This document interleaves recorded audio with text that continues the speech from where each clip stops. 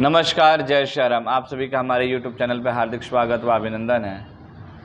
आज हम बात करें कि कार्तिक मास में क्या कुछ ऐसा किया जाए और क्या कार्तिक मास के पूजन के क्रम में व्रत रहना ज़रूरी है और साथ ही साथ किन किन चीज़ों का परहेज हमें करना चाहिए कार्तिक माह में और किन किन की पूजन करना चाहिए, किस विधि पूर्वक पूजन करना चाहिए, क्या है वह स्नान का टाइम जिससे पुण्य फल प्राप्त हो।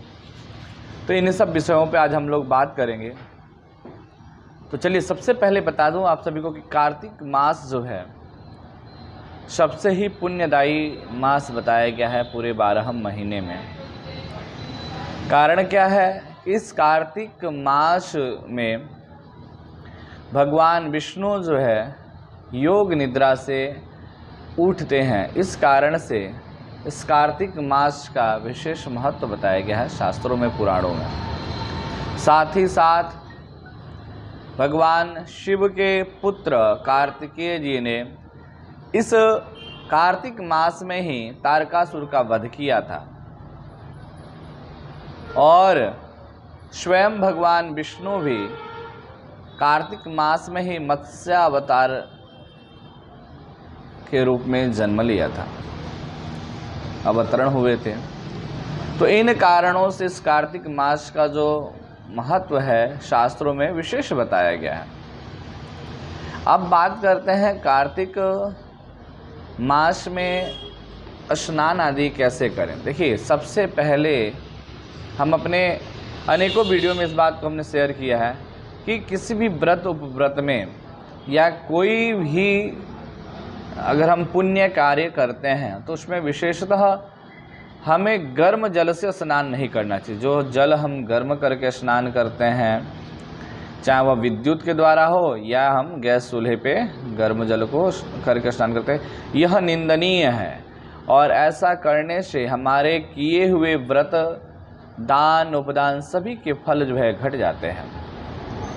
तो इन बातों का हमें विशेष ध्यान देना चाहिए कि स्नान जो है ताज़ा स्वच्छ जल से स्नान करें।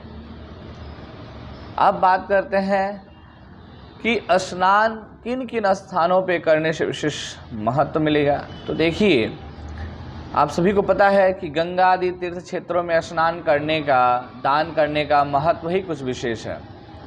लेकिन अगर आपका निवास स्थान गंगा आदि तीर्थ क्षेत्रों के निकट नहीं है तो भगवान विष्णु का स्मरण करने मात्र से व जल में गंगा जल मिला के स्नान करने मात्र से आप गंगा जी स्नान करने का फल प्राप्त कर सकते हैं, ऐसा शास्त्रों में वर्णन है। या फिर ताम्र के पात्र में जल भर के रखें और उसको नॉर्मल जल में, सिंपल जल में उसको मिला लें तो ताम्र के पात्र में जल रखने से भी वह गंगा सदृश हो जाता है, ऐसा पुराणों में, शास्त्रों में वर्णन है। और आपके पास गंगा जल है तो अति उत्तम है, तो उसको जल में मिला के स्नान करें।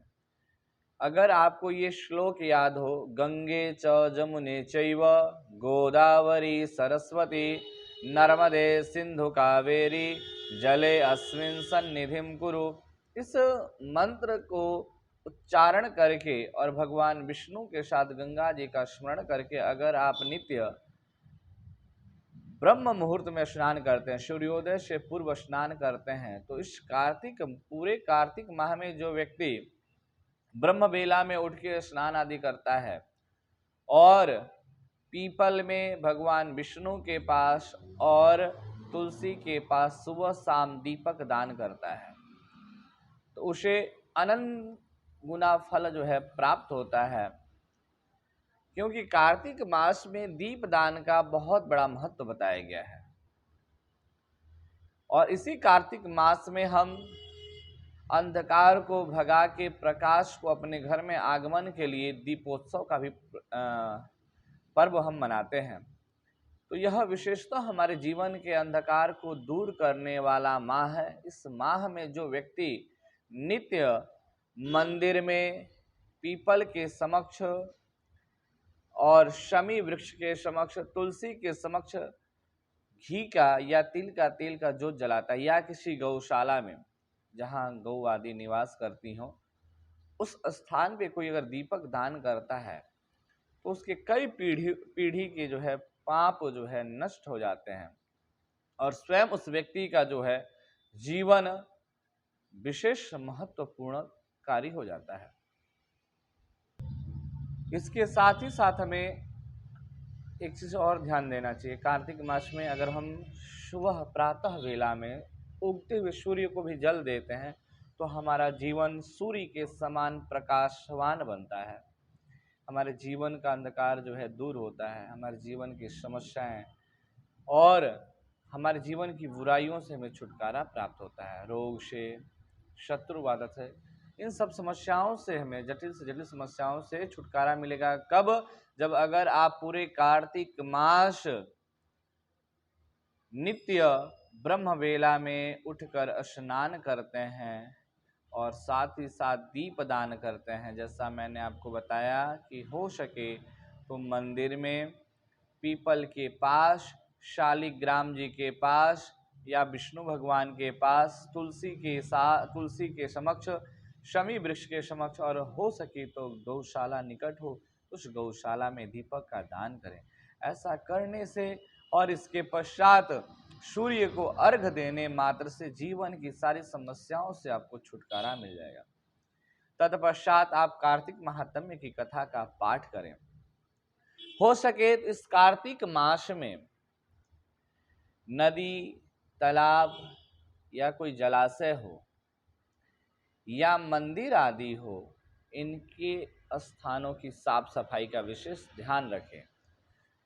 पद्म पुराण में स्वयं एक वर्णन आता है कथा के अनुसार, और भगवान श्री कृष्ण भी कहते हैं सत्यभामा जी को कि देखो, पूर्व जन्म में कार्तिक के मास में आपने नदी तालाब की साफ सफाई की थी, मंदिरों की साफ सफाई की थी, इसलिए आपको धन संपदा का सुख प्राप्त हुआ है। भगवान स्वयं श्री कृष्ण जी ने यह सत्यभामा जी को बोला है कि आपके इस पुण्य कार्य से धन संपदा का विशेष सुख आपको प्राप्त हुआ है।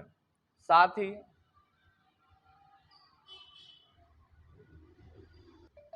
यह कार्तिक मास जो है स्वयं भगवान शिव के प्रथम पुत्र कार्तिकेय जी के नाम पे रखा गया है, इसलिए इस कार्तिक मास में भगवान कार्तिक का भी पूजन करना विशेष फलदायी है। और साथ ही साथ